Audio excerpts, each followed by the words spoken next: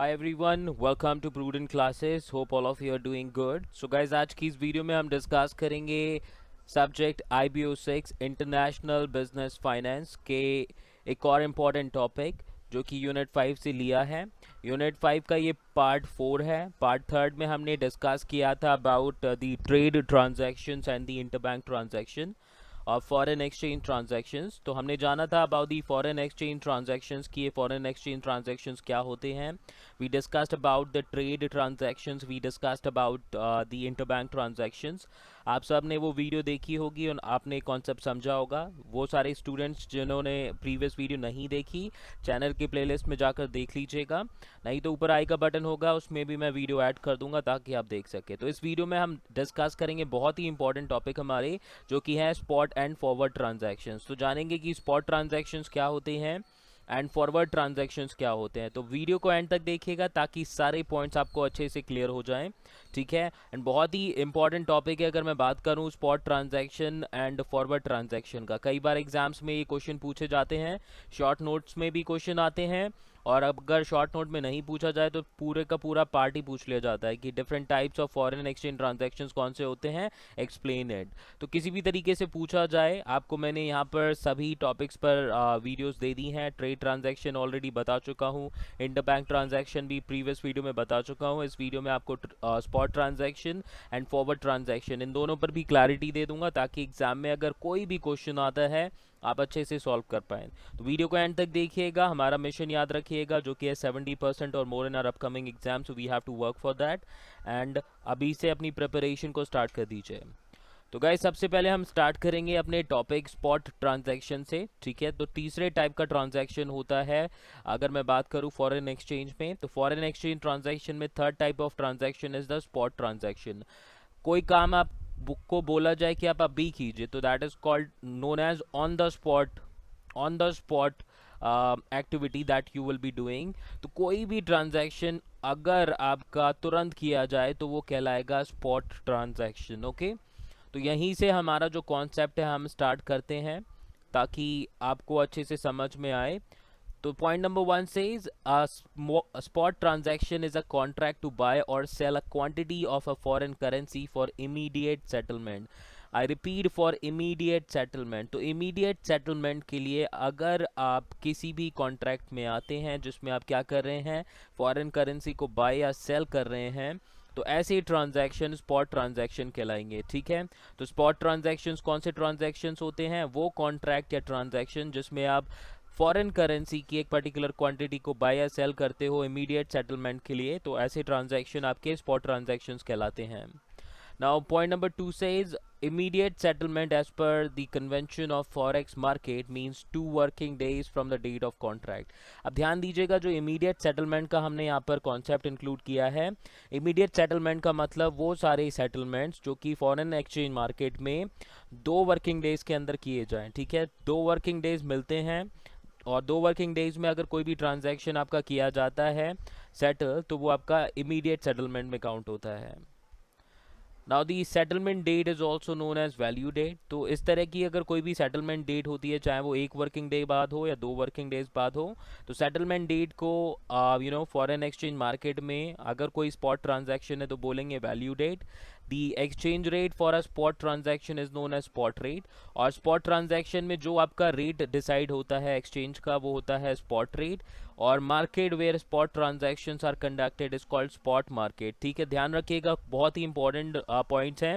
Value date क्या होती है, वो सेटलमेंट डेट जिसमें कोई स्पॉट ट्रांजैक्शन किया जाएगा वो वैल्यू डेट है। एक्सचेंज रेट जिस पर आपका स्पॉट ट्रांजैक्शन किया जाएगा उसको हम बोलेंगे स्पॉट रेट। और वो मार्केट जहां पर स्पॉट ट्रांजैक्शन कंडक्ट किया जाएगा वो कहलाएगा spot market, okay. I am sure कि ये पॉइंट्स क्लियर होंगे। नाउ अब एक डायग्राम के थ्रू हम डिस्कस कर लेते हैं कुछ और पॉइंट्स। तो यहाँ पर हमारा स्पॉट ट्रांजैक्शन है, एक तरफ है इंडियन ट्रेडर, दूसरी तरफ है एक यूएस ट्रेडर। देख लीजिए, अभी हम बात किस टॉपिक की करेंगे, स्पॉट ट्रांजैक्शन की, ठीक है। तो डायग्राम इस तरीके के आपको बनाने हैं एग्जाम में। तो एक तरफ हमारा आ गया Indian trader, okay. So in the left hand side we have Indian trader, in the right hand side we have the US trader. और यहाँ पर क्या हो रही है, जो फॉरेन करेंसी है वो इमीडिएट सेटलमेंट के लिए या तो खरीदी जा रही है, ठीक है, या फिर बेची जा रही है इमीडिएट सेटलमेंट के लिए। तो कभी भी जब फॉरेन करेंसी को इमीडिएट सेटलमेंट के लिए खरीदा जाएगा, इमीडिएट सेटलमेंट के लिए बेचा जाएगा, तो ऐसे ट्रांजैक्शंस कहलाएंगे स्पॉट ट्रांजैक्शंस। ओके, तो यहाँ पर इन दोनों के बीच में जो सेटलमेंट होगा, ट्रांजैक्शन होगा इमीडिएट सेटलमेंट के लिए, वो कहलाएगा स्पॉट ट्रांजैक्शन। तो फॉरेन करेंसी का कोई भी इमीडिएट सेटलमेंट होगा, चाहे वो बाइंग से रिलेटेड हो या सेलिंग से रिलेटेड हो, वो स्पॉट ट्रांजैक्शन कहलाएगा। ओके, और ये कहाँ होंगे सारे ट्रांजैक्शन? फॉरेन एक्सचेंज मार्केट में। So I am sure now spot transaction का आपको कॉन्सेप्ट समझ में आ चुका होगा। तो ऑन द स्पॉट ट्रांजैक्शन जो भी होंगे फॉरेन एक्सचेंज के, वो कहलाएंगे फॉरेन स्पॉट ट्रांजैक्शन। ठीक है, स्पॉट ट्रांजैक्शंस कहलाएंगे वो। तो बात करेंगे अपने नेक्स्ट कॉन्सेप्ट की, जो कि है बेसिकली फॉरवर्ड ट्रांजैक्शन से रिलेटेड। तो अभी तक हमने जाना उन ट्रांजैक्शंस के बारे में जो इमीडिएटली होंगे। कुछ ट्रांजैक्शंस ऐसे भी होंगे जो कि फ्यूचर डेट पर किए जाएंगे। बहुत सारे ऐसे ट्रेडर्स होते हैं जो गुड्स तो अभी मंगा लेते हैं, ठीक है, और उनका पेमेंट आपका 1 महीने, 2 महीने, 3 महीने या 4 महीने बाद करते हैं। तो ऐसे जितने भी ट्रांजैक्शंस आपके होंगे जिसमें फॉरेन करेंसी इंक्लूडेड होगी, वो सारे फॉरवर्ड ट्रांजैक्शंस कहलाएंगे। ओके, तो बेसिक कॉन्सेप्ट आपको समझ में आ चुका होगा। Let's start with the point number 1। In forward transaction the purchase और cell is agreed now but will take place at some time in the future, thereby fixing the rate now for a future exchange of currencies। तो forward transactions में क्या होगा? जो भी purchase या cell होगी goods की या सर्विसेज की, वो अभी की डेट में होगी, लेकिन जो सेटलमेंट होगा, जो पेमेंट होगा, वो किया जाएगा फ्यूचर में। और जो रेट होगा बेसिकली फ्यूचर एक्सचेंज का करेंसीज का, उसको फिक्स कर लिया जाएगा। तो ऐसे ट्रांजैक्शंस आपके जो कि फ्यूचर में आपके सेटल किए जाएंगे, ठीक है, फॉरेन करेंसी में, वो फॉरवर्ड ट्रांजैक्शंस में काउंट होंगे। Now next point says forward transactions are also known as foreign exchange contracts or forward contract। याद रखिएगा, forward transactions जो हैं वो आपके foreign exchange contracts या forward contracts भी कहलाते हैं। Now the next point says the rate at which the forward transactions are contracted in the present for future delivery of foreign currency is the forward rate।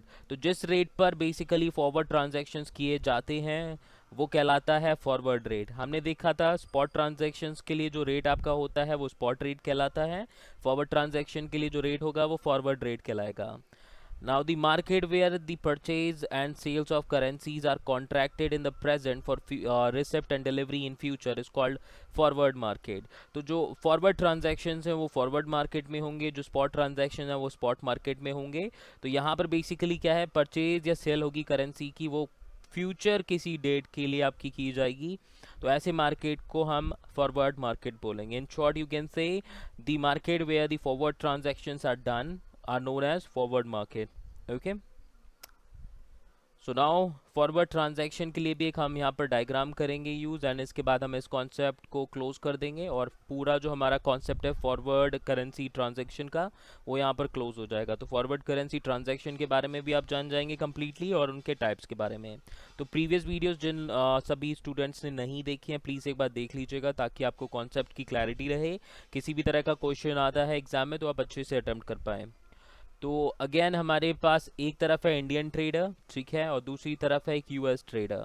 Same example हम रख रहे हैं यहाँ पर, but थोड़ा सा प्रेजेंटेशन का तरीका अलग हो जाएगा। तो एक तरफ है इंडियन ट्रेडर, दूसरी तरफ है यूएस ट्रेडर।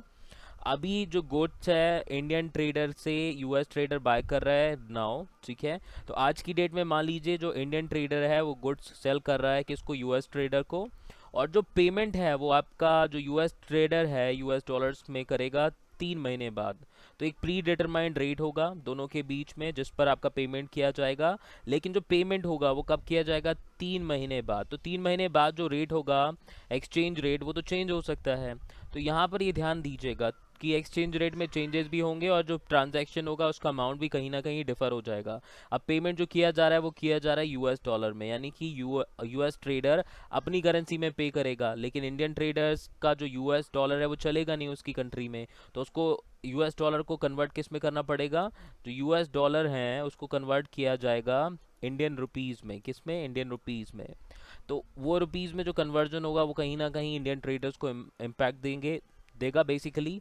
तो ऐसे ट्रांजैक्शन जहाँ पर क्या है, पेमेंट या सेटलमेंट जो होता है फॉरेन करेंसी में होता है और फ्यूचर डेट पर होता है, वो फॉरवर्ड ट्रांजैक्शन कहलाते हैं। और जहाँ पर इमीडिएट सेटलमेंट के लिए हो आपका कोई भी फॉरेन करेंसी का यूज़, और ऐसे ट्रांजैक्शन स्पॉट ट्रांजैक्शंस कहलाएंगे।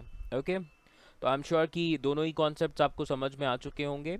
किसी भी पॉइंट में डाउट हो तो वीडियो को एक बार देख लीजिएगा, otherwise you can comment and let me know, I get back to you on that. बाकी किसी टॉपिक पर अगर आप वीडियो चाहते हैं तो भी आप कमेंट करके बता सकते हैं। वीडियो अच्छा लगा तो लाइक कीजिए, सब्सक्राइब कीजिए चैनल को नहीं किया, ताकि फ्यूचर वीडियोज़ की नोटिफिकेशन आपको मिल सके और अपने एग्जाम में आप ज़्यादा से ज़्यादा मार्क्स स्कोर कर पाएँ। तो हमारा एम है अच्छे मार्क्स स्कोर करना, अंडरस्टैंडिंग बढ़ाना अपने कॉन्सेप्ट्स की, और मेरा जो पर्पज़ है वो है कि आपके स्टडीज़ को इजी बनाना। ठीक है, तो सपोर्ट कीजिए मुझे ताकि मैं और भी इस तरह की वीडियोस ला सकूं। सो मिलते हैं नेक्स्ट वीडियो में, डिस्कस करेंगे एक और इम्पॉर्टेंट एंड इंटरेस्टिंग टॉपिक। अभी के लिए thank you so much and perform your best in your exams. Bye bye.